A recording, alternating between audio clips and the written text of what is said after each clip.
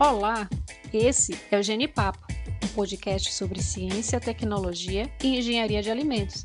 E eu sou Thaís, professora da Universidade Estadual de Feira de Santana, UFS, na Bahia. Minha conversa hoje é com a Alexia, estudante do curso de Engenharia de Alimentos, membro aqui da equipe Genipapo. Olá, pessoal! Nós do Genipapo acreditamos que esse calorão que tem feito pede uma bebida bem geladinha e que tem a cara do verão. Vamos conversar hoje tomando um suco. O que você acha, Alexia? Eita, Pro, eu acabei comprando néctar de uva, tava do lado do suco. Xiii, então vamos de néctar mesmo, sem problemas. Mas sem diferença, eu acho tão parecido.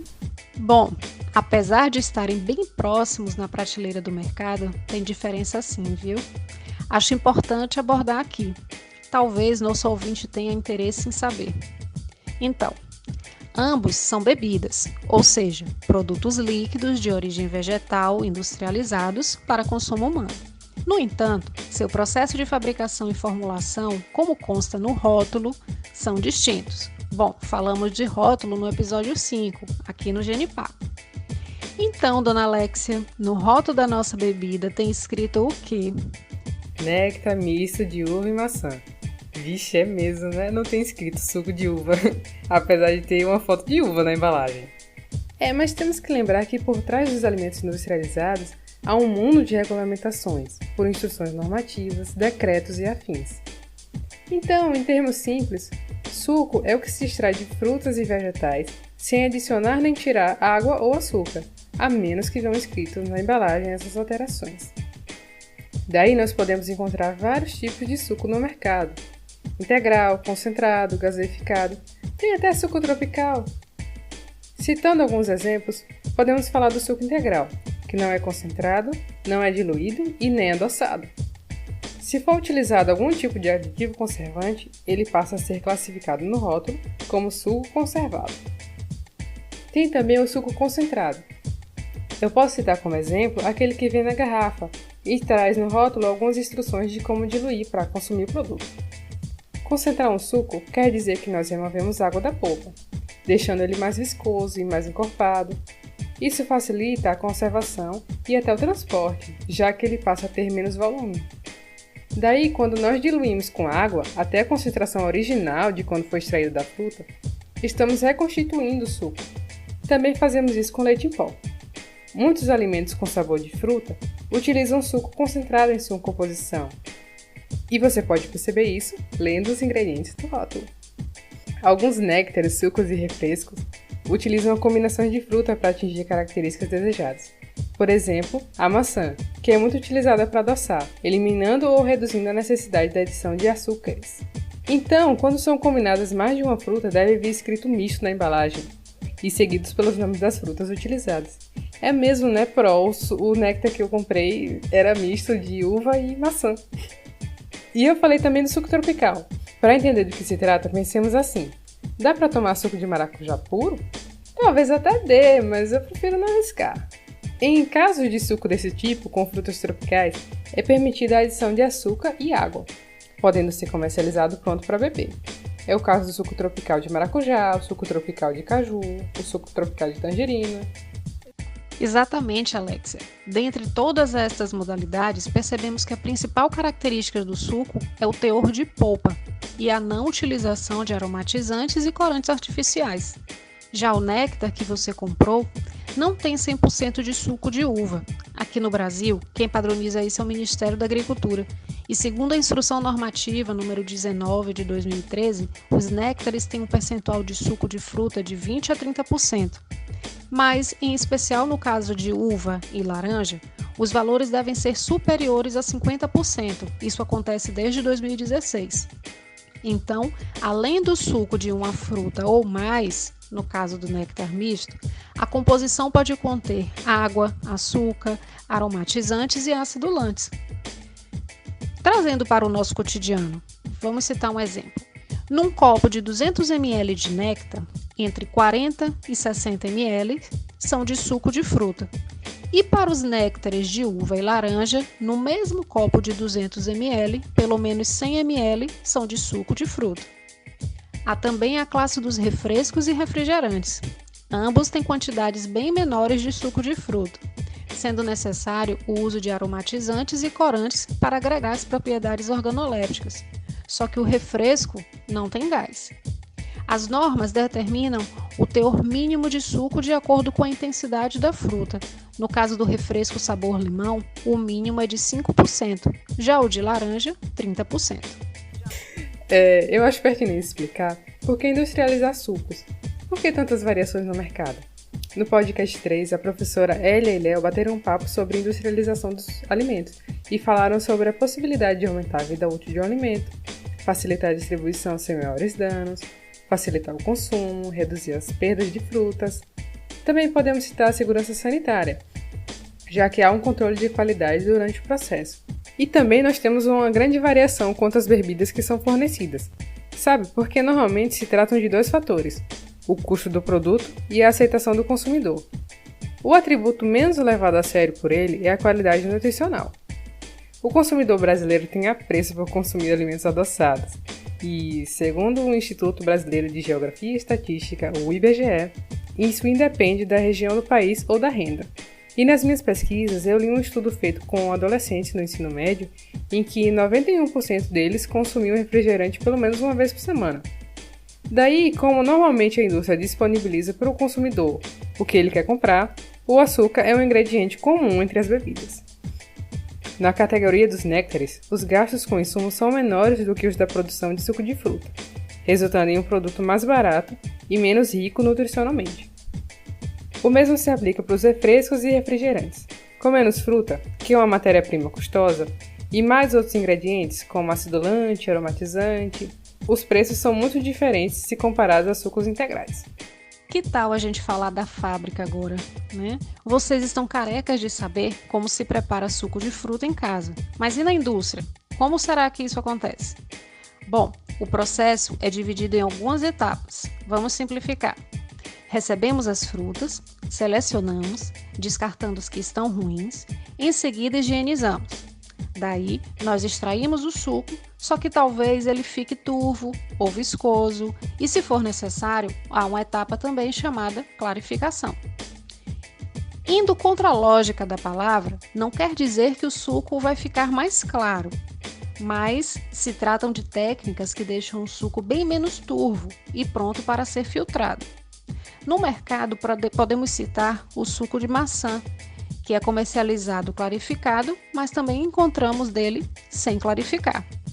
Aqui, pelo Nordeste, temos bebidas bem conhecidas, que são o suco de caju e a cajuína, sendo que a cajuína passa por clarificação. Daí, com todo esse movimento no suco, ele fica cheio de ar, que pode acabar oxidando alguns componentes. Por isso, fazemos a desaeração. Se algo for adicionado nos casos dos sucos não integrais, isso é feito após a desaeração e, em seguida, são aplicados os métodos de conservação, que não necessariamente implica o uso de aditivos conservantes. Isso é importante, né, Pro? Assim como o leite, o suco de caixinha ou de garrafa industrial tem uma vida de prateleira bem maior do que o suco caseiro. Mas como nós conseguimos atingir essa extensão? Há quem acredite que colocamos tudo de ruim para conservar. Não é bem assim que funciona, né? Muitos estudos são feitos para conseguir uma maior qualidade possível. E como Thaís disse, nem sempre a conservação significa o uso de aditivos conservantes. Sabe quando você faz um suco em casa e guarda na geladeira? Em 1 ou 2 dias o gosto já está meio estranho, diferente. É possível que tenham acontecido alterações enzimáticas, químicas ou físicas. Elas comprometem o sabor, a cor, a composição nutricional. No suco industrializado, isso seria um desperdício e tanto, né? E por isso nós realizamos procedimentos que fazem com que as enzimas parem de reagir e os fatores químicos e físicos sejam controlados. Ainda tem os micro-organismos, sempre devemos nos atentar a eles. E mesmo higienizando muito bem as frutas e usando água de qualidade no processo, ainda podem restar micro-organismos no produto. É comum nós realizarmos a pasteurização tanto para eliminar os micro-organismos quanto para inativar as enzimas de que falei. O processo de pasteurização convencional consiste em aquecer o alimento em temperaturas abaixo de 100 graus Celsius por um período curto de tempo. Durante esse processo, infelizmente, algumas vitaminas e compostos são perdidos, O sabor também fica diferente do sabor da fruta original. E por isso, o suco pasteurizado não costuma ser o preferido dos consumidores. Isso, Alexia. Se tratando de aceitação, é comum que o consumidor dê preferência a sucos prensados a frio. O sabor costuma lembrar o de sucos caseiros, tem um certo frescor, sabe? Ele também é mais rico nutricionalmente, pois a prensagem a frio permite que alguns nutrientes e fibras permaneçam no produto final. Para nós da indústria, ele também aproveita melhor a matéria-prima, já que podemos colocar a fruta inteira, por exemplo. Talvez você esteja se perguntando, e quantas enzimas? E os micro-organismos? De fato, sem algum tipo de tratamento, o suco perderia sua validade em poucos dias. Para aumentar sua vida útil sem perder o frescor, tem sido utilizada uma técnica diferente de pasteurização, a de alta pressão. Esse método aplica pressões tão grandes no produto que inviabilizam a possibilidade de vida e atividades enzimáticas, tornando o suco seguro por mais tempo, sem uso de nenhum calor nem perda significativa de propriedades nutricionais. Bom, infelizmente, ainda assim, a vida útil não é igual à de um suco que passou pela pasteurização convencional. Ela costuma ser mais curta. E você sabia que o Brasil é o maior produtor e exportador mundial de laranja e do seu suco? Para nós aqui, a laranja é uma fruta barata e fácil de se conseguir. Então, nós estamos acostumados com o nosso suco fresquinho, preparado na hora. Antes de estudar engenharia de alimentos, eu pensava que o suco engarrafado tinha um gosto diferente por causa de aditivos conservantes, mesmo aqueles que têm escrito 100% laranja. Eu não estava certa, né? Até porque os aditivos conservantes não devem agregar sabor. Então, nas minhas pesquisas, eu encontrei os fatores que podem alterar sabor.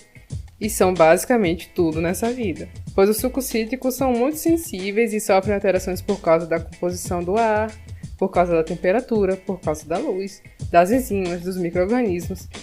E para prolongar o frescor dos sucos em geral, são necessários muitos estudos e tecnologia.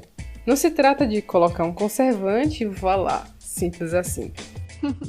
Vou aproveitar o exemplo do suco de laranja para discutirmos um pouquinho sobre a desnaturação da enzima pectina esterase, presente naturalmente na fruta. Ela é responsável por aumentar a velocidade de reações químicas naturais que fazem com que o sistema suco se separe em duas fases.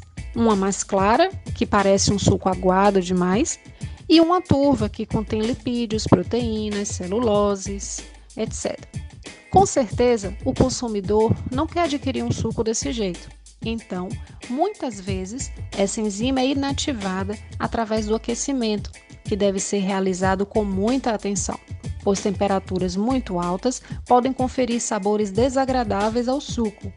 Segundo a literatura científica, produtos submetidos a tratamentos térmicos mais brandos são melhor aceitos pelo paladar. E como nós falamos no episódio 5 aqui do Genipapo, qualquer coisa que for adicionada tem que constar no rótulo. Então, pode prestar atenção que entre sucos, néctares, refrescos e refrigerantes, o número de ingredientes extras aumenta nessa ordem. Isso é ruim? Acho que não necessariamente. Cada produto deve ser avaliado de maneira particular. O intuito do podcast de hoje é que você não tome refresco de fruta achando que está tomando suco. Não é a mesma coisa. Não mesmo, nós vimos isso aqui. Desse episódio, queremos que você tenha compreendido que os preços dos produtos que abordamos aqui são diferentes devido ao teor de polpa de fruta e também do tipo de processo. Que tenha compreendido as diferenças básicas entre essas classes de bebidas não fermentadas, que o sabor diferente do suco fresco pode ser consequência do processo e não de aditivos, e que os órgãos normativos dividem os produtos em várias classes e regulamentam toda essa produção. E agora, chegamos ao fim do nosso Genipapo sobre sucos, néctares e refrescos. Alexia, foi um prazer bater um Genipapo com você. O prazer foi meu. Tchau, tchau, gente. Lembrando que vocês poderão interagir com a gente nas nossas redes sociais, através do Instagram, @genipapopodcast, e do e-mail, podcastgenipapo@gmail.com, enviando dúvidas, curiosidades, elogios, críticas. Será uma alegria essa troca com vocês. Esse foi o nosso Genipapo de hoje. Esperamos vocês aqui no nosso próximo encontro. Obrigada por ouvir. Até mais!